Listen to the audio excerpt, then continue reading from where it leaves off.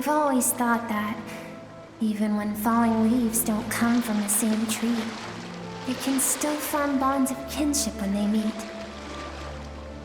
Like meteors, you both made a journey through the stars. Both travelers who have landed on a planet that is not your home. Yet, when she first noticed your presence, although she hesitated for a moment, she still chose to walk away, indifferent as ever.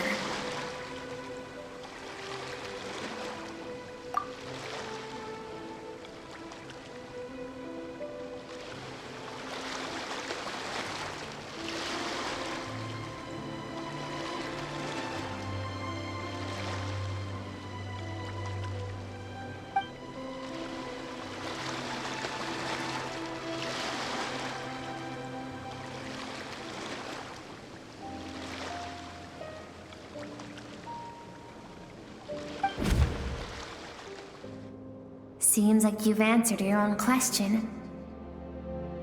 Skirk sees herself as a trespasser in this world. She's made a conscious choice to avoid altering its path. But the reason for that decision stems from events much earlier on in her life. Let's keep going. It's still a long way to the source of the river.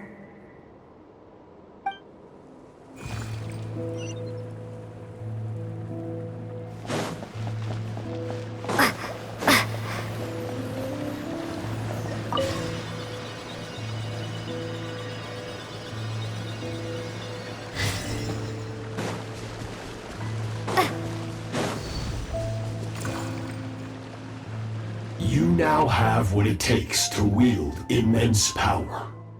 From this day forth, I shall teach you no more. No one can become a worthy warrior through imitation alone. I have given you fangs and claws. Now, you must learn to hunt.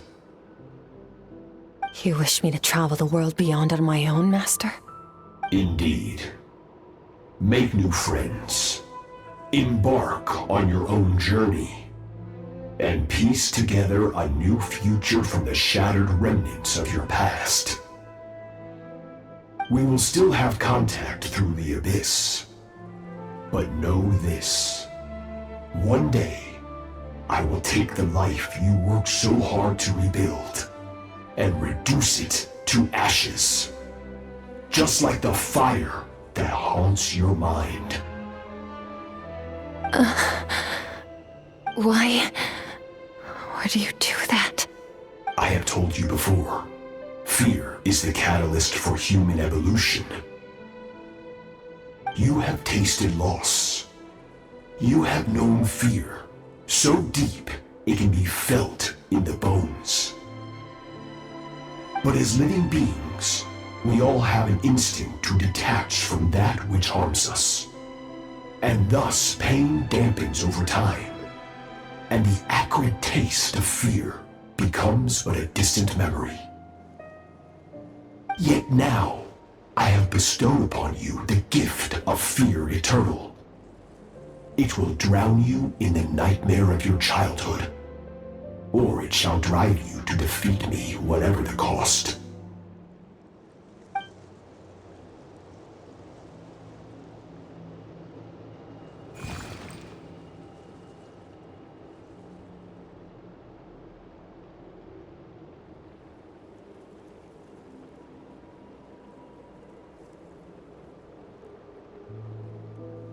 That is what Skirk's master, the foul Sertologi, looked like at one point in time.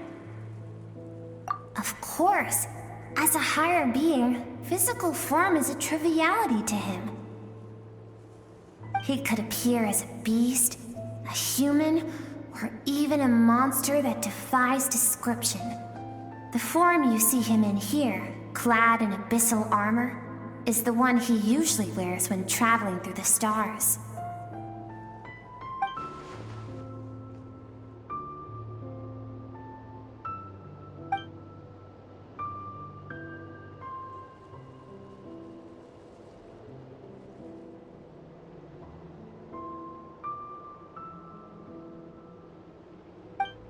For certain reasons, I need to bridge the power gap between me and my master as quickly as possible.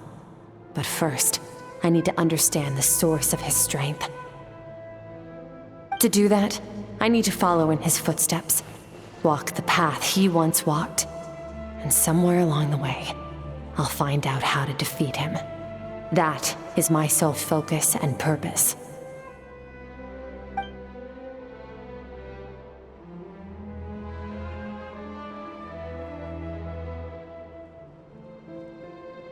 I'll let you in on a little secret. The real Sirology is terrifying. The scope of his power is impossible to understand until you experience it firsthand. It is absolute, the power to crush all things. Shall we keep going? Let's see. We're about halfway there.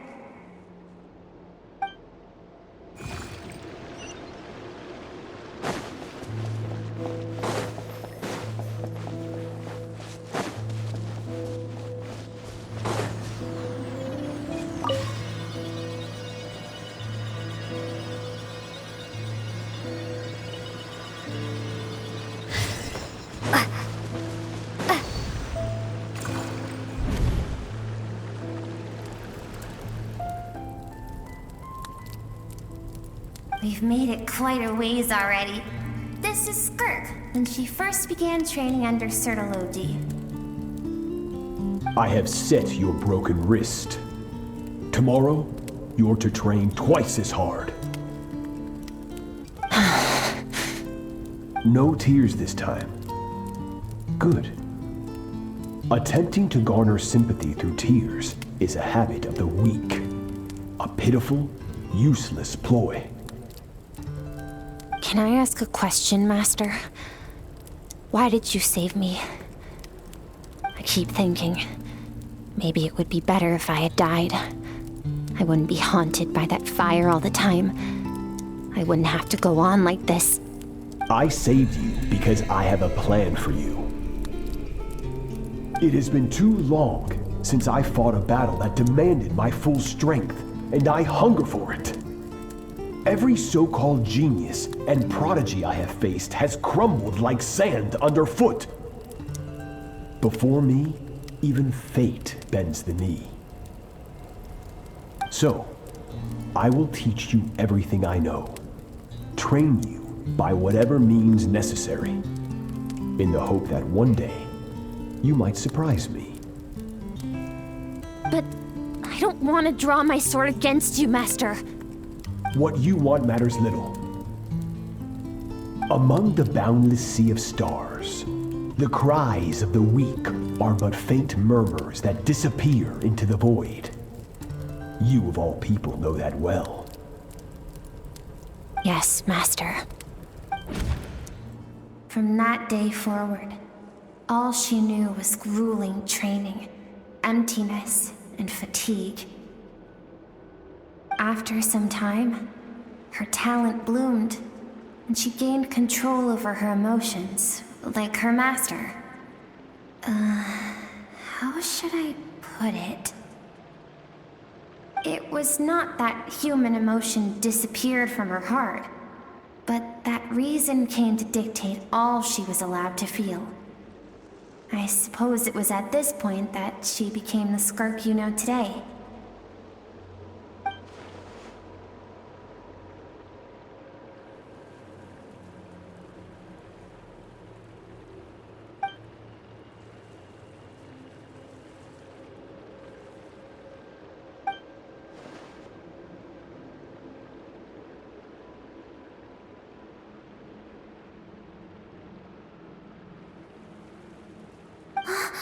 We're nearly there.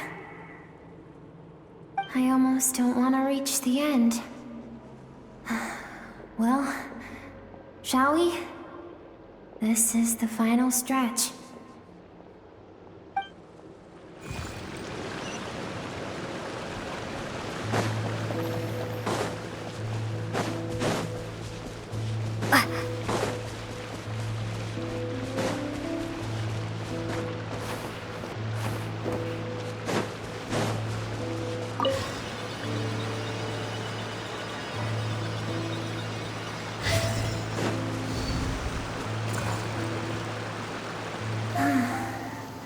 these are Skirk's happiest memories.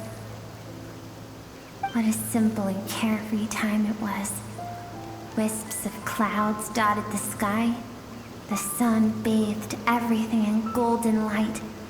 And when song filled the air, not even the shyest of flowers could resist swaying along. This is Skirk's homeland. She was so curious about everything as a child, always skipping school to go exploring instead. There was so much to discover. The treasures at the bottom of the sea, the secrets beyond the stars, and that merchant ship packed with adults wearing those strange clothes. Yes, the ship. That was the beginning of the end. It was a spaceship. When it arrived, the people that disembarked wore smiles on their faces and spoke of friendship. They claimed to be merchants from a neighboring planet, looking to establish trade. Skirk's parents, her relatives, her neighbors, everyone welcomed the newcomers with open arms and allowed them to explore the planet. To them, the visitors were guests and should be treated with hospitality. No one had any idea of what was to come. Several months later, an army of unknown origin arrived without warning and carried out a ruthless campaign to destroy everything and everyone on the planet. Skirk had skipped school that day, like so many times before, so she was not caught in the immediate wave of destruction. But when she came home that day, only fire and ruin awaited her. Countless people cried out to her for help. People she knew and loved. Friends and relatives. The little girl who lived next door. The shop owner with the bad leg. The bad-tempered teacher she had made fun of just that morning. Their lives were discarded like worthless trash as the fire consumed one life after another. Skirk was helpless. All she could do was run. And so she did. She kept running until an unexpected figure crossed her path. If Sertology hadn't been there in that moment, the fire would have claimed her life too. And there she would have remained, left to rot in the scorched earth, with no answer as to why any of this was happening.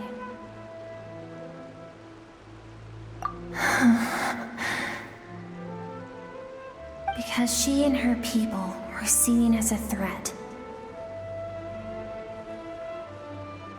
As the initial merchant ship explored the planet, they discovered that it hadn't always had the condition to support life.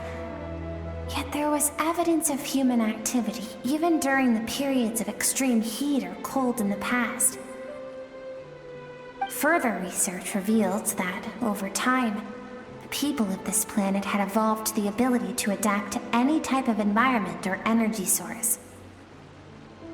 For that reason, the outsiders viewed them as a potential threat and decided to eliminate them before the threat could rear its head. And so, the army was called, and the so-called danger was wiped from the face of the planet. Senseless, isn't it? Deemed a threat because of a gift they didn't even know they had. Perhaps it was their own innocence and kindness that doomed them.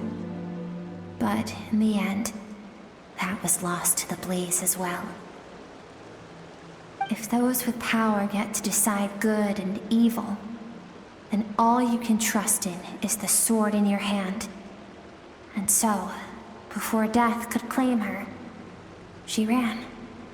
She ran and never stopped. No one wants to relive their most painful moments. Well, that brings us to the end of the story. This is as far as we can go. Skirk is waiting over there. For both of us. Let's go to her. It's time to fulfill my purpose. And my greatest wish over all these years.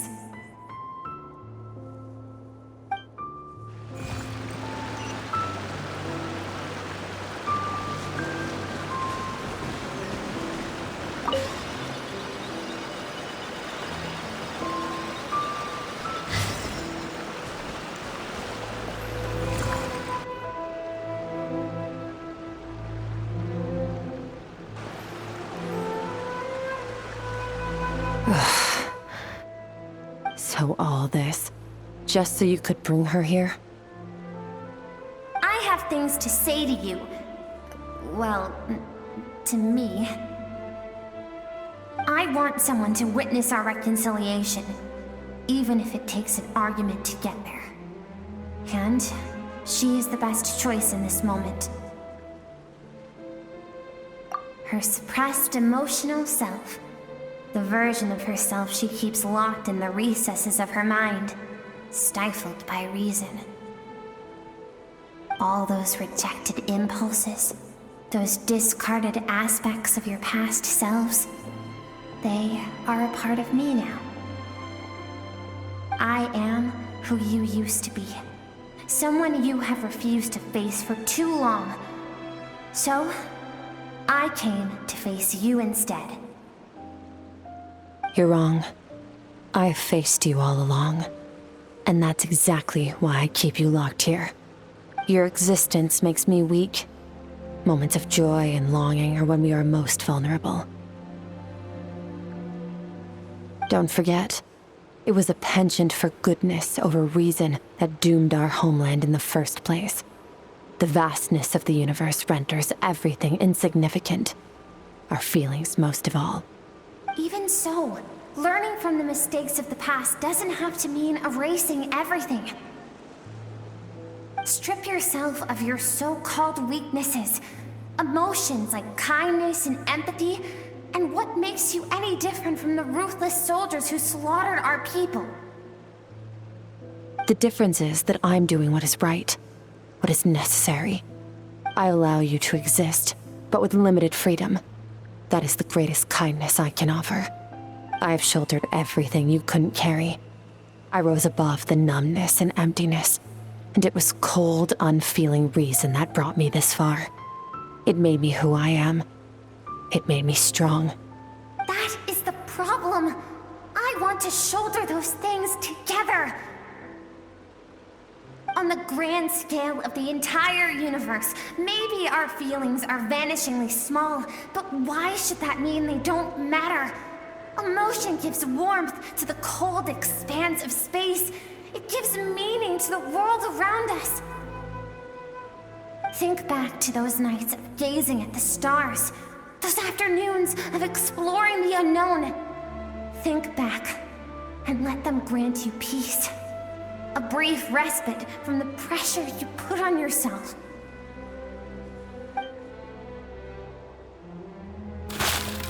That isn't what we need. It's exactly what we need. Aren't you curious about why recovering your strength has taken longer than normal this time?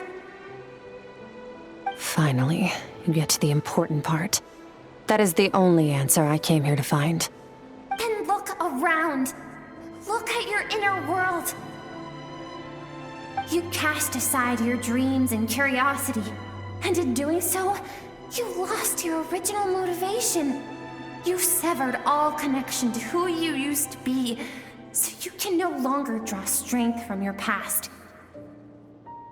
Now, the only things driving you forward are fear and survivor's guilt. But these cannot take you far enough. And so, this river, the source of your strength, grows more polluted by the day. And do you think that means I should seek help from a weak little thing like you?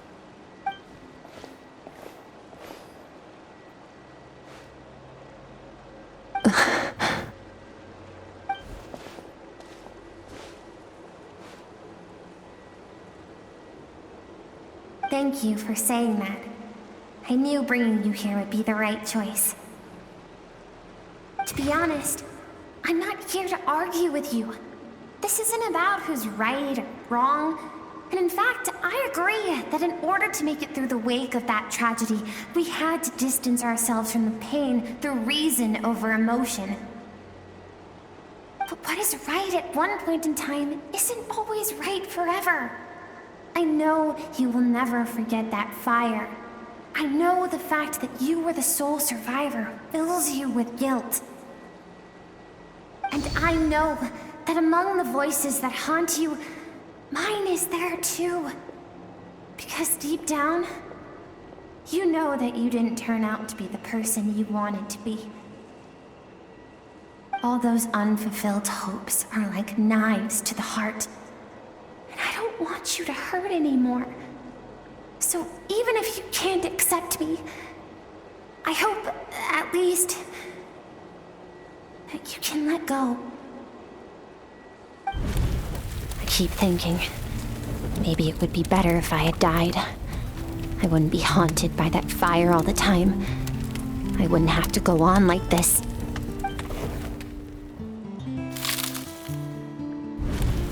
Your dad and I, we're not afraid to stare death in the face, but we need you to survive.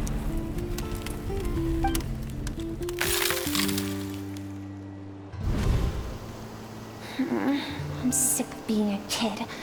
There's so many amazing things out there, and I'm ready to see them all.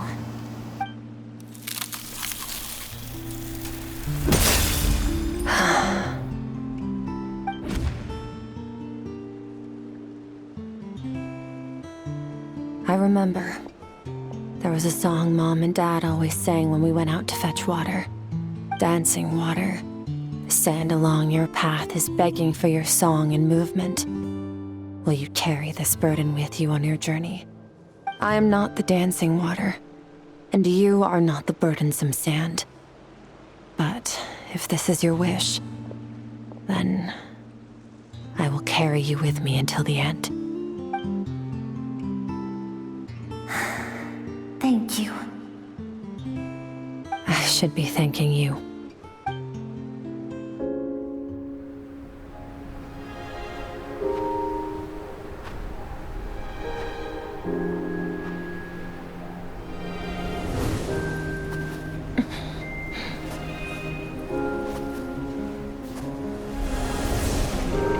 Run, Skirk, run! Remember, leave no one alive! Heed my words, Skirk. Let fear take root in your soul. Did you survive? Why was it only you? Skirk, did you become a positive light in this world?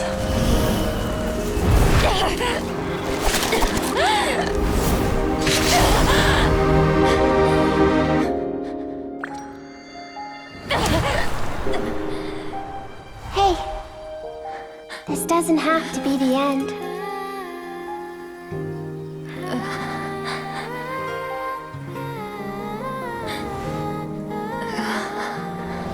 Life is a gift. Don't let darkness claim it.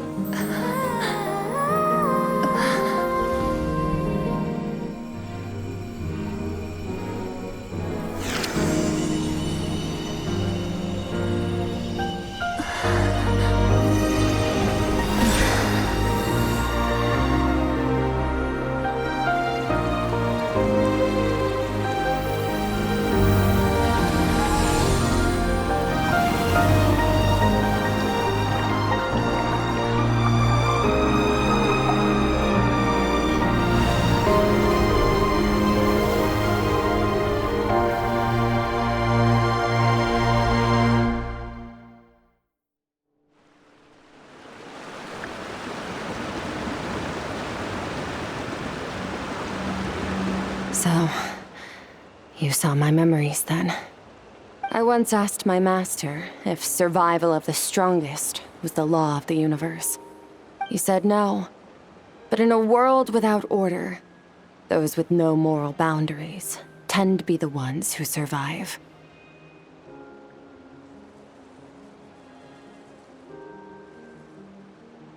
That's why, after hearing his answer, an idea came to mind. An idea that, one day, I would create a new world order. One in which there would never be another tragedy like that fire. One in which power was not the law of the land. But that means I must defeat him. Because my master, Sertologi, is, at the core, a defier of all rules and order. Yes, and not just because of the gap in our abilities, but also because I have no reason to see him as an enemy. Although his decision to train me was not made out of kindness, he did everything a master should. He saved my life, taught me the sword and the principles of strength. And for that, I respect him. I know, and it's not something I want. But Master never goes back on his word. I have to treat everything he says as a promise.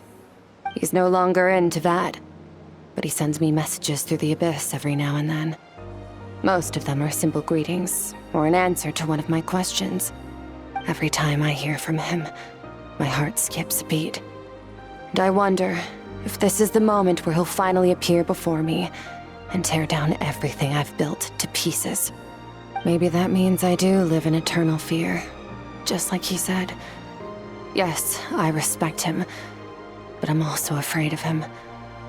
And for that reason, the pursuit of strength consumes every moment of my life. I don't know what Master has planned, but I have to be ready.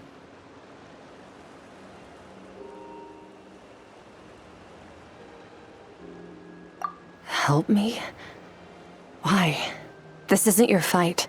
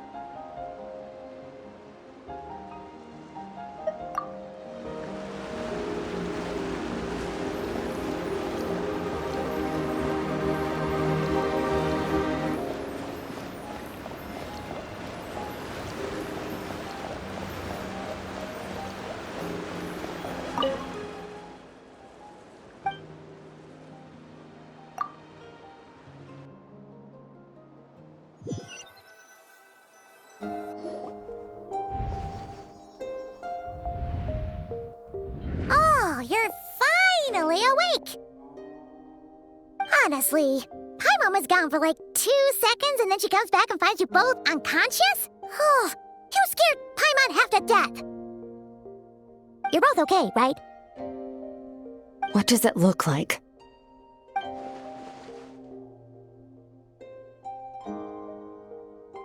Only water from the source can cleanse the rot and filth that flows from the past into the future. I taught you to incorporate the experiences from your journey into how you fight. I suppose what happened today will become an inseparable part of who I am. Okay, so Paimon feels like she's missing some important context. But whatever. Paimon brought back tons of delicious snacks! Let's dig in!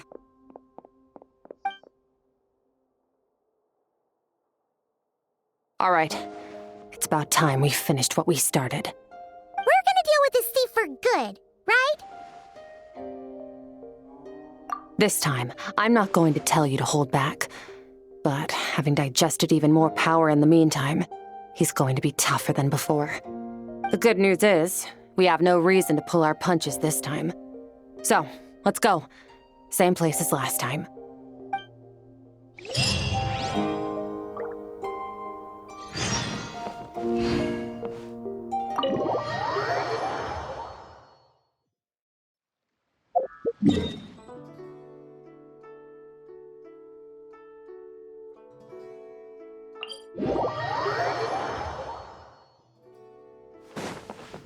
Merciless.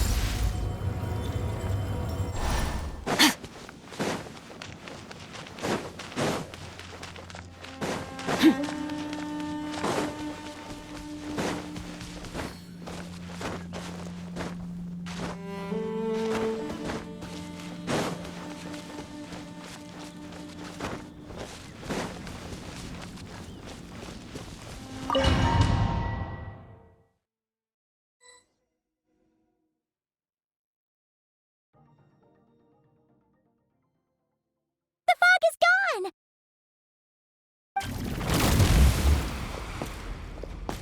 Wait, isn't that the form the all-devouring narwhal changed into? How come he knows that, too? Really? So, you're telling Paimon that giant whale and this guy can both turn into the fowl? How does that work? It's a subconscious instinct. Any intelligent being who longs for his level of strength is bound to mimic his appearance. It's a natural response after encountering someone as powerful as Master. To them, he represents ultimate power. We know the person before us has encountered Master, and we know he stole a portion of my power. So it's not surprising that he would assume this form. Okay. Oh, the closer Paimon looks, the more intimidating it gets. Nervalette isn't here this time, so it's up to us. He won't have the nerve to steal again after we're done with him. Let's teach this guy a lesson.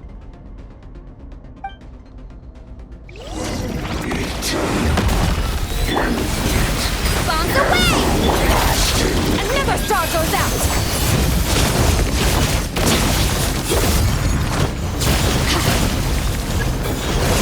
Haven't forgotten your training, I hope.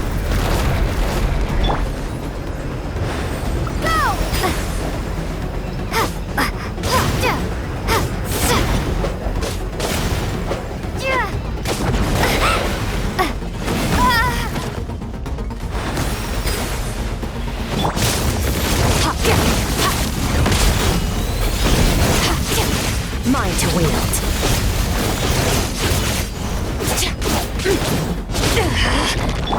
Water jet! Go! Go! Wipe out!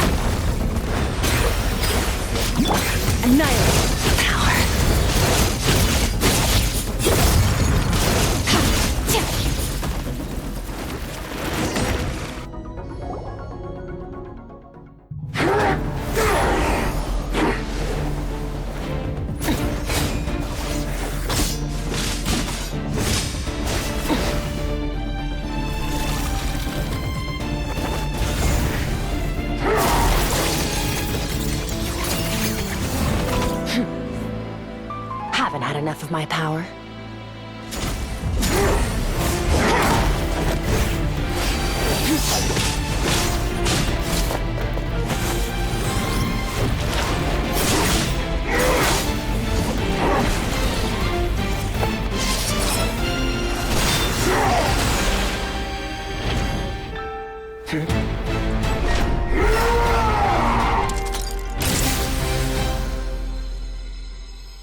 Well then, let's see how much more of this power you can handle.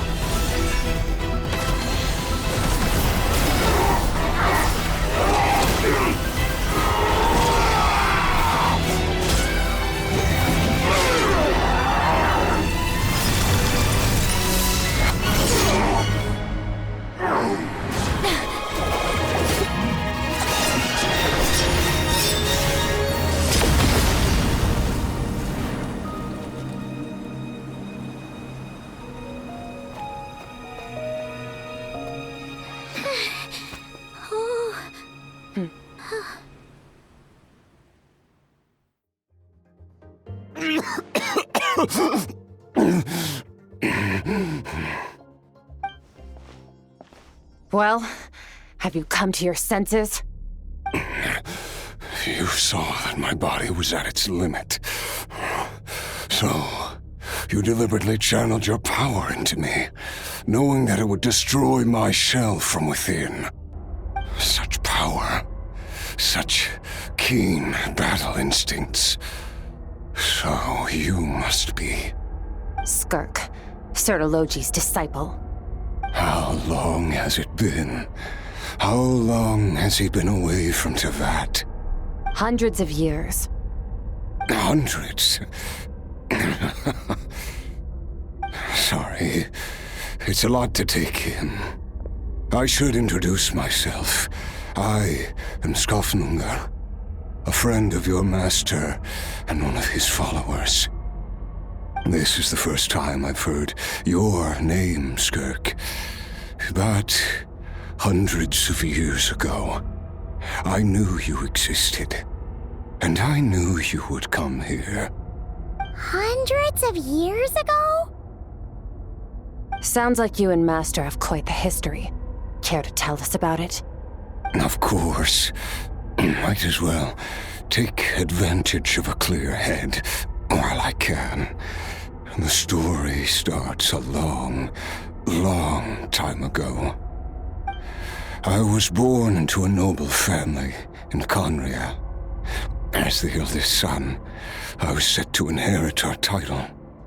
But I contracted an incurable illness as a child, and everyone gave up on me. I trained the sword harder than anyone else, defeated all of my peers. But it was all in vain. When other people looked at me, all I saw in their eyes was pity or a strange glee in my misfortune. Even my parents were just waiting for me to die.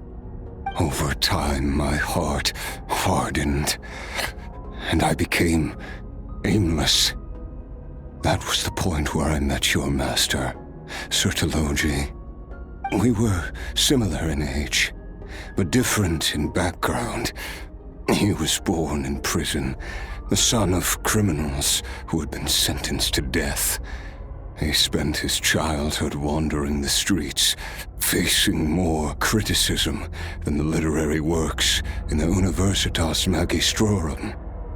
Yet, he always wore a smile on his face, as if kindness and malice were one and the same, and he could not see the difference. I still remember what he said to me when we first met.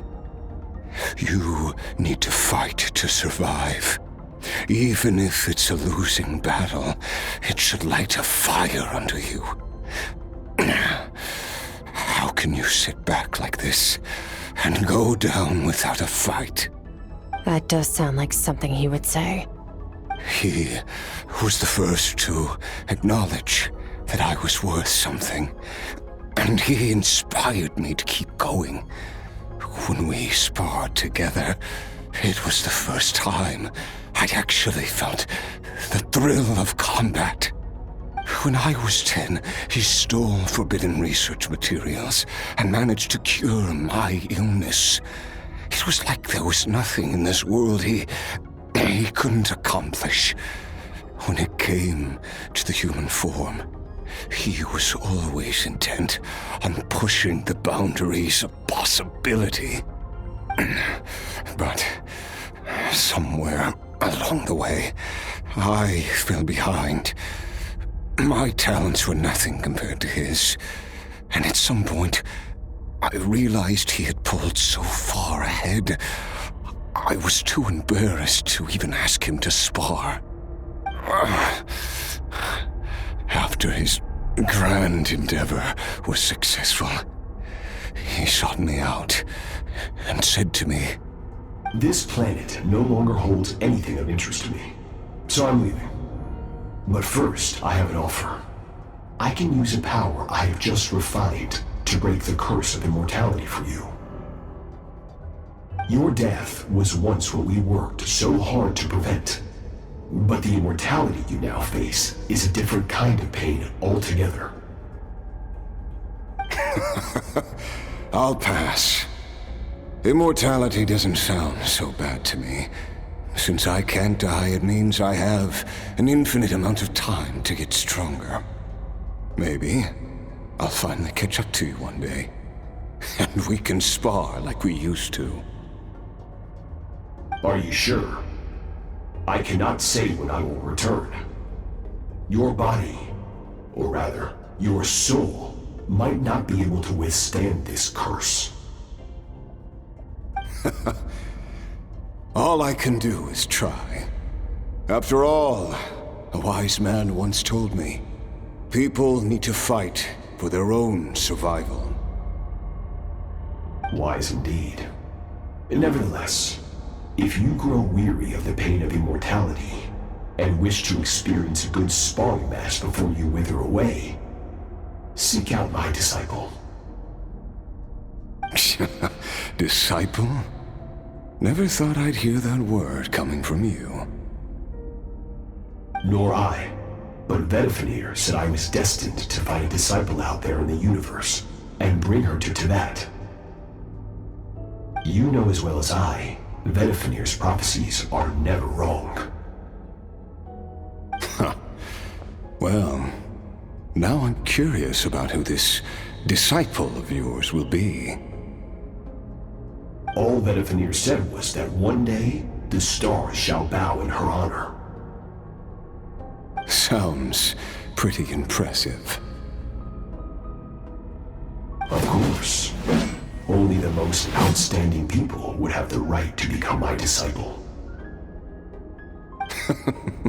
Still self-assured as ever, I see. But you're not wrong.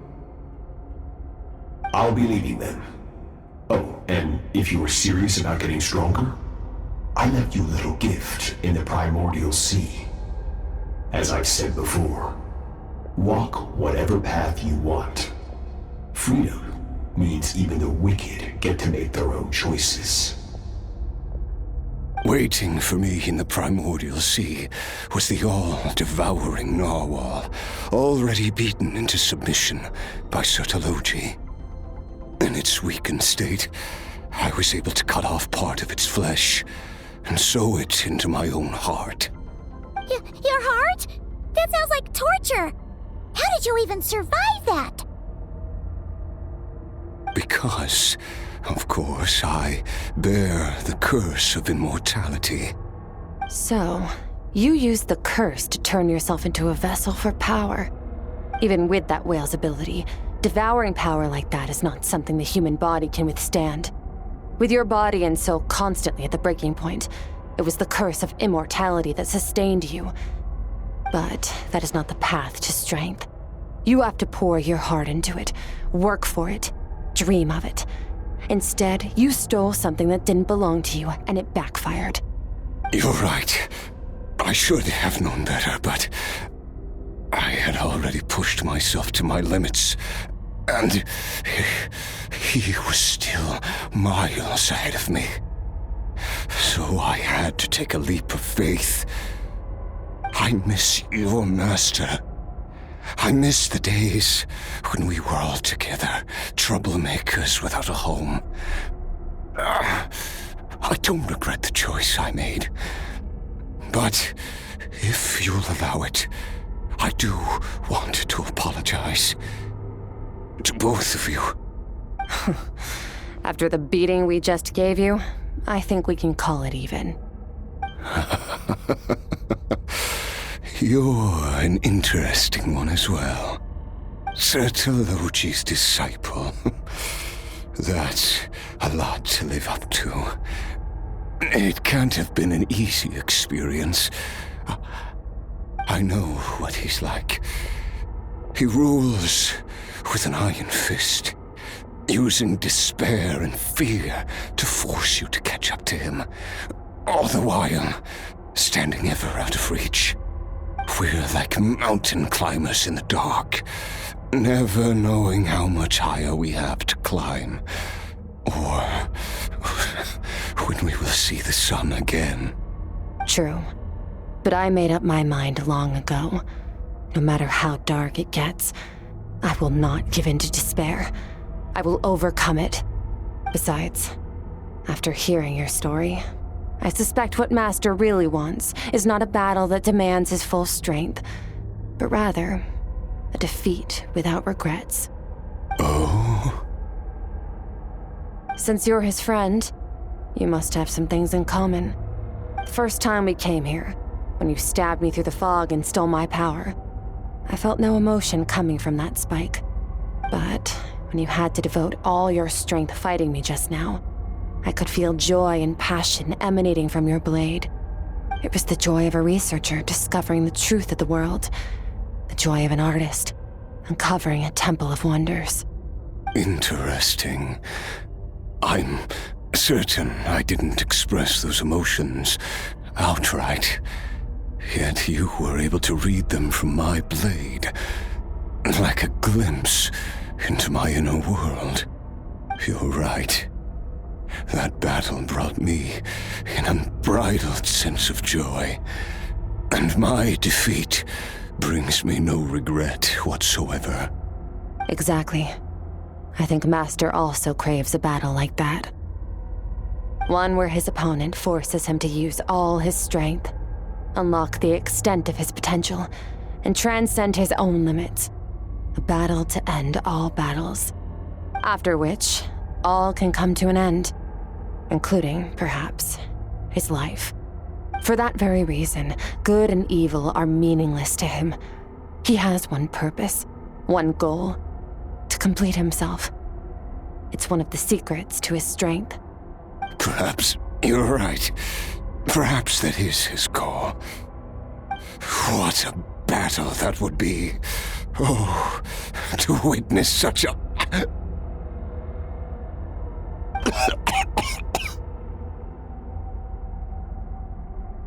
Are you okay?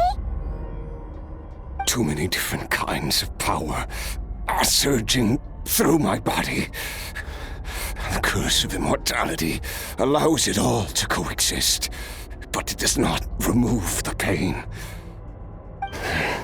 I won't be able to hold on to my sanity for much longer. What a shame. I would have loved to witness that battle. Sertologi once offered to free me from this curse.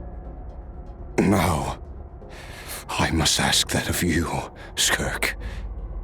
Can you release me from the pain? I can, but not through death, if that's what you are hoping for. It's not a suitable punishment for your crime. As an alternative, I can take your consciousness, along with all the power you've consumed, and smash it to pieces. The impurities will dissipate, and under the curse of immortality, your mind and body will regenerate. When that process is complete, you will be back to who you were before, no longer tortured by powers you can't control. But it will be a time-consuming and painful process. The decision is yours to make. I accept. And who knows? Perhaps I'll wake up in time to witness your great battle with Sertologi. I have faith that you'll be able to stand against him one day. Though I know it'll be a long and arduous road.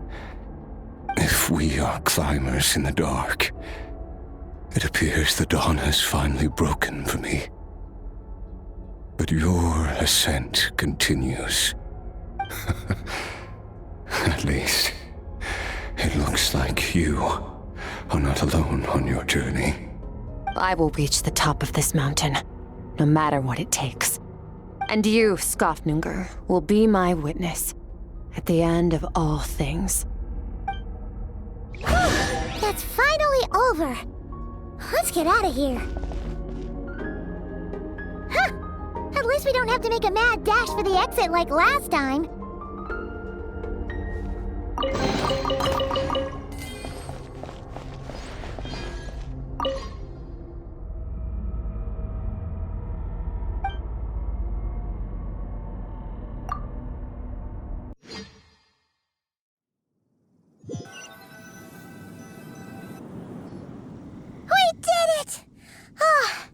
It's only been a few days, but it feels like forever. Once again, we've proved there's nothing we can't overcome. We're just that awesome. Wow, you sound even more confident than usual. Guess you really have become stronger. Today sure went by fast. It's night already.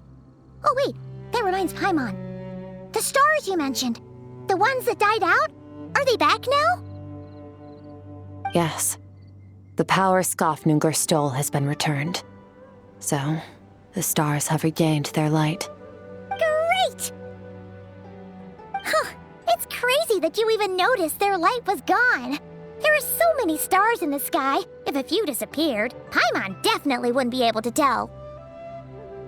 I suppose it's because I have gazed upon this sky for centuries.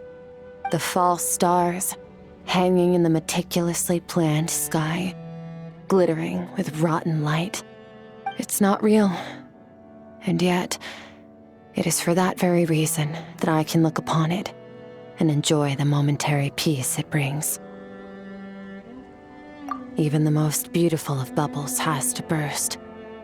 We will return to the real universe one day, whether of our own volition or not. Time marches ever forward.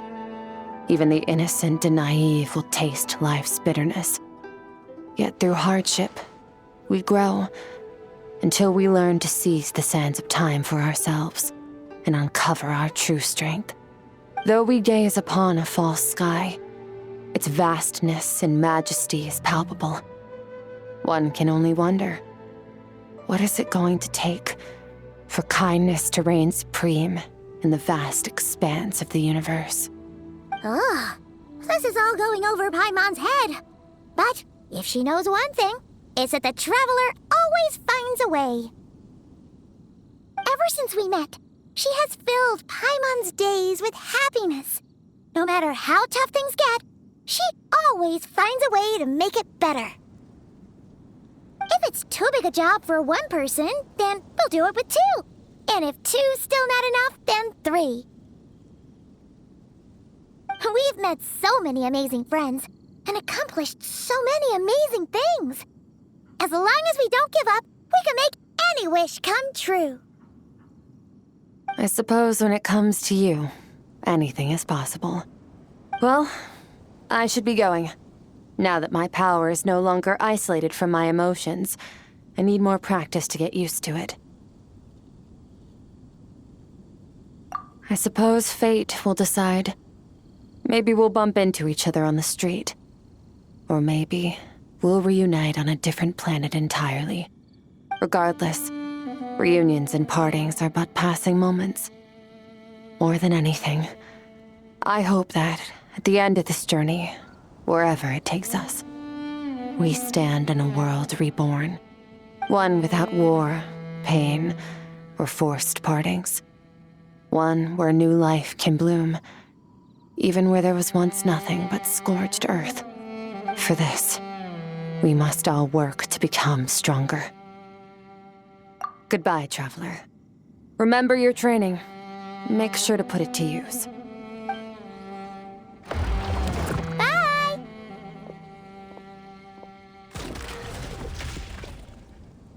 Is it just Paimon, or is she being nicer than before? We definitely count as friends after all that, don't you think? Hey, what do you think about camping here tonight? There's nothing quite like sleeping under the stars. Come tomorrow, we can continue our journey. Oh, and since Paimon treated you to that super nice meal at Wanmin Restaurant, it's about time you returned the favor.